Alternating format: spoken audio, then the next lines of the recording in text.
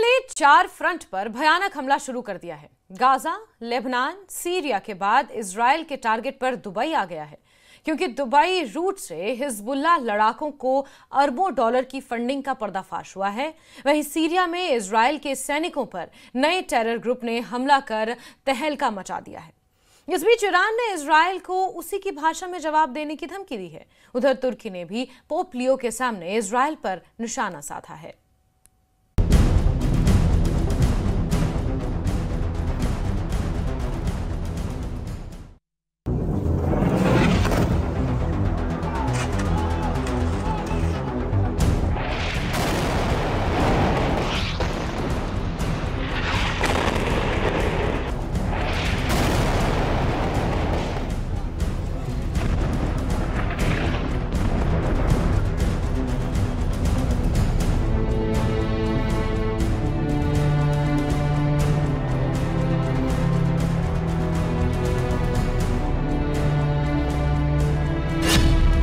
Israel ने हवाई हमलों से लेबनान जलाना शुरू कर दिया है।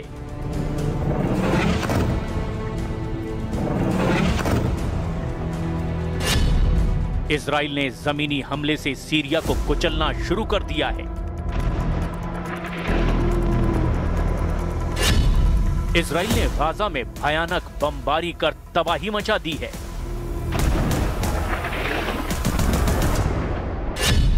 इजराइल ने गोलान हाइट्स पर फिर से मोर्चा संभाल लिया है।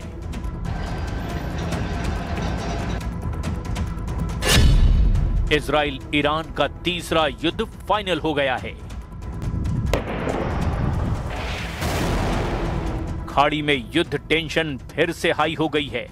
इजराइल ने हमले शुरू कर दिए हैं। इजराइल फिर से सभी फ्रंट एक्टिव कर रहा है।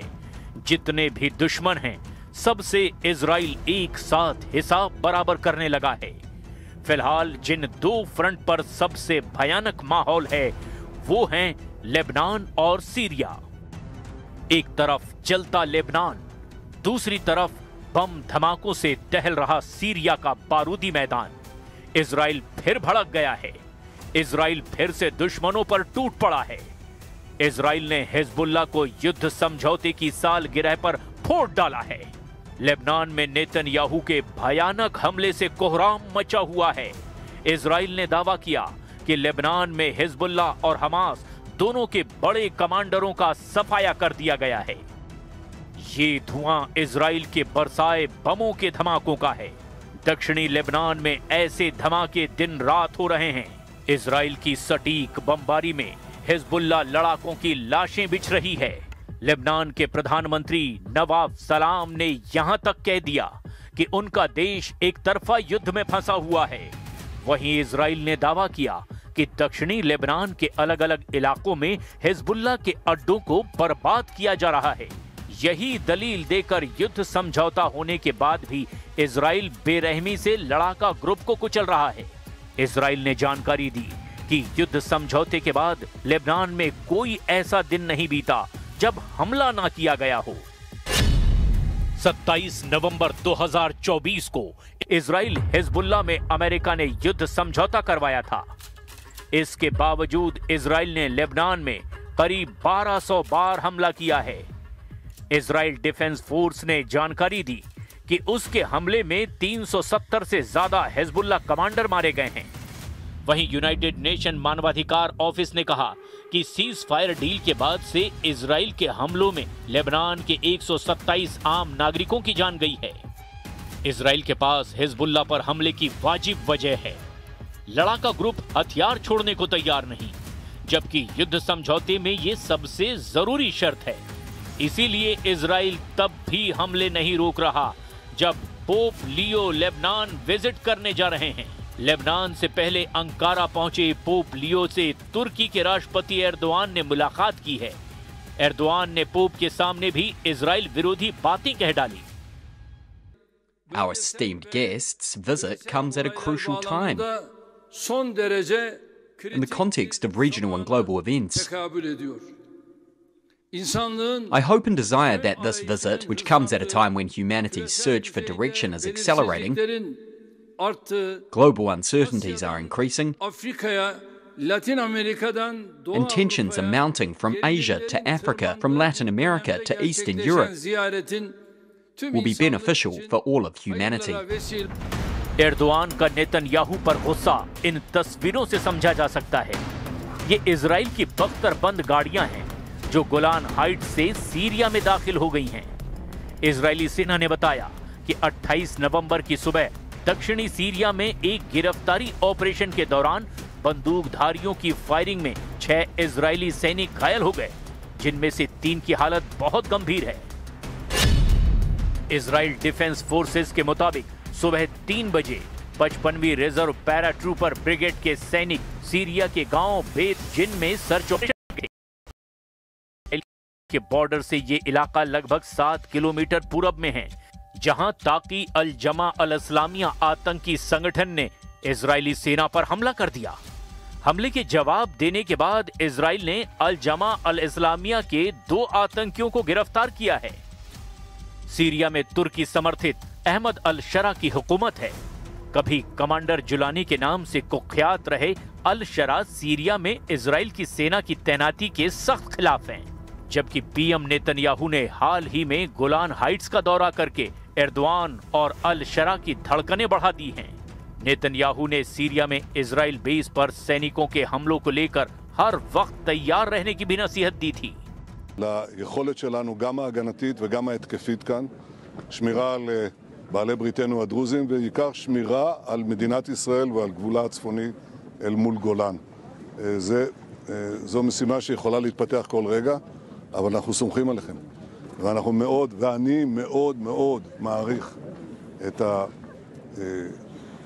לא רק את מה שאתם עושים, אלא גם את העובדה שהמשפחות שלכם מתגייסות לזה. אני רוצה להעביר לכם תודה. नेतन्याहू ने जिस खतरे की आशंका जताई वो आखिरकार सच हुई। सीरिया में इजराइल डिफेंस फोर्स पर भयानक हमला हुआ। इजराइल सीरिया में अपनी पकड़ कमजोर होने नहीं देना चाहता, क्योंकि यहां से उसे ईरान पर हमले के लिए आसान रास्ता मिलता है।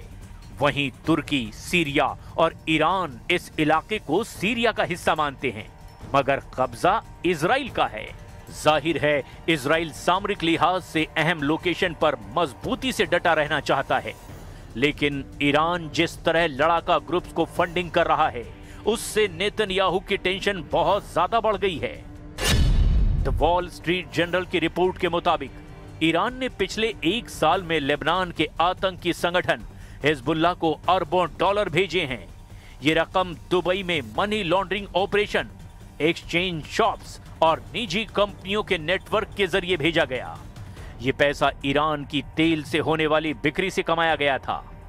रिपोर्ट के मुताबिक इजराइल और हिजबुल्लाह के बीच युद्ध शुरू होने से पहले ईरान बड़े पैमाने पर कैश बैक सीधे बेरूत एयरपोर्ट भेजता था, लेकिन नवंबर 2024 के युद्ध विराम समझौते के बाद इस पर रोक लगा दी गई।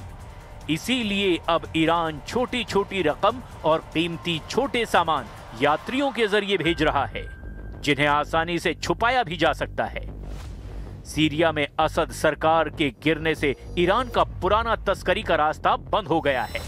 वहीं बेरूत एयरपोर्ट पर कैश ले जाने वालों पर कड़ी निगरानी है। इसी वजह से ईरान अब कई तरीकों से हिजबुल्लाह को फंडिंग शुरू कर चुका है। ईरान समर्थित सभी फाइटर ग्रुप अपनी ताकत जुटाने में लगे हैं, लेकिन नेतन्याहू ने अब साफ कर दिया है कि अब फाइटर ग्रुप के असल आका को सबक सिखाया जाएगा। वैसे भी ईरान ने इजराइल से कट्टर दुश्मनी मोल ले ली है। दुनिया ने ऑपरेशन ट्रू प्रॉमिस का पहला संस्करण 13 अप्रैल 2024 को देखा था, जब ईरान ने सीरिया में अपने दूतावास पर हुए हमले का बदला लेने के लिए 170 ड्रोन और 30 मिसाइल इजराइल पर फायर किए थे। और ईरान ने ऐसा किया उसके दूतावास पर हमले के 13 दिन बाद। इसके बाद ऑपरेशन ट्रू प्रॉमिस का दूसरा पार्ट 1 अक्टूबर 2024 को देखा गया, जब ईरान ने हमास चीफ इस्माइल हानिया और हिजबुल्लाह चीफ हसन नसरल्लाह के मर्डर का बदला लिया था। 31 जुलाई 2024 को हानिया को तेहरान में ही मारा गया था, जबकि हसन नसरल्लाह को मारने के लिए इजराइल ने 27 सितंबर को बेरूत में बमबारी की थी। इसका बदला लेने के लिए ईरान ने 1 अक्टूबर 2024 को 200 बैलिस्टिक मिसाइल से इजराइल पर हमला किया था।